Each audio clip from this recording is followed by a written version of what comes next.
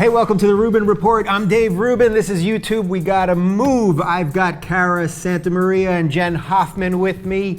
And it has been a week of scandals, and it's going to be probably a month of scandals and perhaps a year of scandals. There's so many to choose from between the AP, IRS, Benghazi. Everyone has a favorite. And Newt Gingrich, who no one listened to when he was running for president, said this week that the GOP may be overplaying their hand when it comes to all this scandal stuff, basically because people still seem to like Obama and Hillary Clinton more than the GOP themselves. So, ladies, do you have a favorite scandal, and which scandal could it possibly be? Cara, like you a first. Favorite current scandal? A favorite, not scandal. You know what? You can either, however you want to take that. I left it open-ended for you. Right. Well, I mean, it's such a weird question to ask, Dave. What's my favorite scandal? It could be a personal scandal. Well, oh God.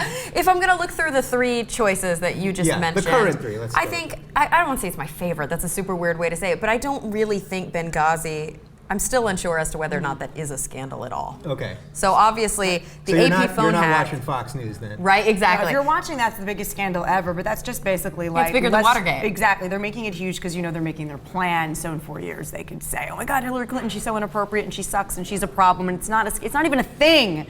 No one really cares. It's like a thing we don't know the truth about. Yeah, right. And what you said, I mean, I think in some ways, and I think Newt is onto this, it's actually making them look bad. Right. You know what I mean? It's making the GOP look, this is why Obama's numbers haven't changed. His polling data hasn't changed at all, because I think people are still kind of unsure. And when they see the GOP like overblowing it and sort of the conservative media overblowing it, it's so obvious. Yeah. It's just too obvious to Okay, so everybody. Benghazi, we're throwing Benghazi out. Okay, that's number three. So then out of ranking them now. Yeah. Okay. Scandal. I think someone has to do it. We need an official order. Otherwise, people don't know What what's do you mean going by on. like favorite? You mean like what's the worst? What do you think? What do you think is the most legitimate out of these? Okay, the so worst forget scandal. Benghazi. Do you think AP or the IRS situation? The IRS seems to be the one that today people are really talking about a lot. But what do you think? I mean, I think from a personal perspective, obviously the AP phone hack is probably the scariest to a table of people who probably have worked in journalism before. Yeah. But the IRS, I think, scandal is probably the most obviously illegal. Yeah.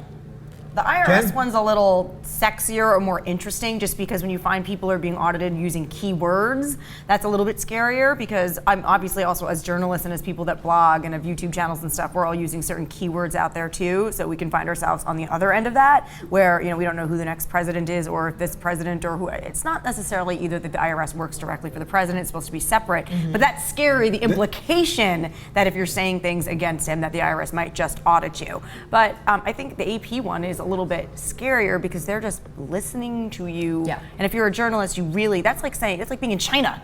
You know, that's like being in some other country where you can't actually have free reign to, you know, be a journalist and do your job. Yeah, now we've been talking about this quite a bit on the show, but people don't realize that the Department of Justice has already said that they can go into all of our emails, our Facebook messages, our Twitter DMs. They're allowed to do that right now. Why is it that people don't seem to care about that? Because people don't know. They People don't just think it's don't know. real. They think, A, it won't happen to them. People have that mentality of, well, if you're not doing nothing wrong, then why does it apply to me? Right. Like, I'm not planning there's so many people, I think that we, maybe because, again, bring up the journalism thing, we're so used to being conscious of that and understanding it, but a lot of people think, this doesn't involve me. Why would they look through my stuff? They're not listening to me. They don't care. So they think it doesn't apply to them. Yeah. Where it does. Do you think people realize how short-sighted it is to be like, well, I'm not doing anything wrong, so who cares? I think a lot of them do. I think a lot of conservatives have a big problem with this, which is strange because it was a conservative policy that was first put forth. But I think the real issue here is that most, you know, your average Joe isn't a journalist and doesn't have sources to protect. And I think that that's the real issue with the AP scandal,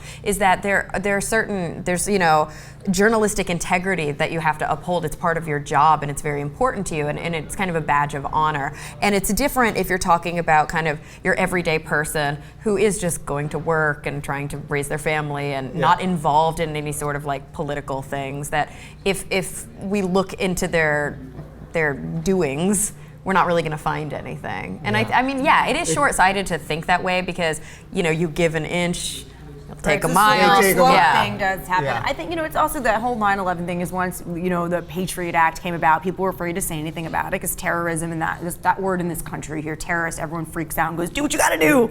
We don't want terrorism. So people will say, great, audit whoever has a keyword, go through our stuff. People will really allow access to our personal information thinking, well, I'm not a terrorist. I'm not doing anything wrong. I'm not planning anything. And that's just so, it's such an ill-conceived idea that, because someday you could be just politically active or sending an email or doing something and get flagged and you're fucked. But also, it's a generational gap. I mean, we weren't around during McCarthyism. Yeah. We didn't see that happening, and we're so used to social media. We're so used to things like Google and Facebook knowing our preferences, and we appreciate that. We want it to autofill for us. We want the nice suggestions. It does make life easier, and so we see it coming from these corporations. And I think it's hard to discriminate the difference between the Justice Department doing that, or between the government doing that and these specific corporations doing it.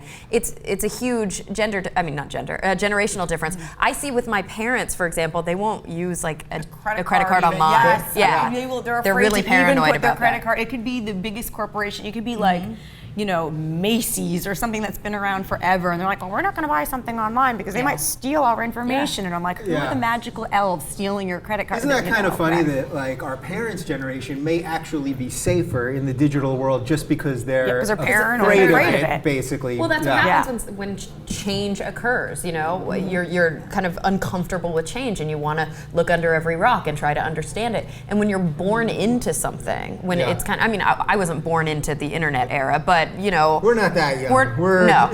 But I know people who were. Obviously, they are around, and I had the internet by the time I was in college, so it is kind of still part of my DNA. Yeah. All right. Well, we're going to get to more social media stuff in a little bit, but final point on this: how much do you think? Because nobody seems to like the Republicans. If you look at the polls, it's like their congressional approval rating is at like 6% or something. So how much of this is just that they're just throwing anything against the wall? They're so desperate is right this really now. just to bang up Hillary? Because I kind of agree with you. This is just to bang Hillary enough.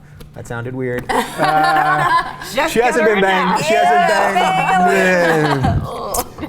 To just damage her so that at least the Benghazi thing. And at least Democrats in general. And I think Republicans are grasping at straws and really, as an independent, I'm a left-leaning independent, but I'm still an independent at that. I wouldn't have a problem voting for a Republican that I thought was sane or not making an hysterical mess of everything. And I think the most important thing that Newt Gingrich said in all this was two things I haven't heard Republicans say in so long is he said, let's be calm and factual. Yeah. And for him to say that, that has been so the direct opposite of what the party and some of their, biggest media cheerleaders like Fox News, they don't like to be calm and factual. They like to be like hysterical and as inaccurate as possible. That was the original call. Hysterical and inaccurate. It was exactly that was at Fox And the News. ticker at the Hysterical bottom. and inaccurate. Yeah.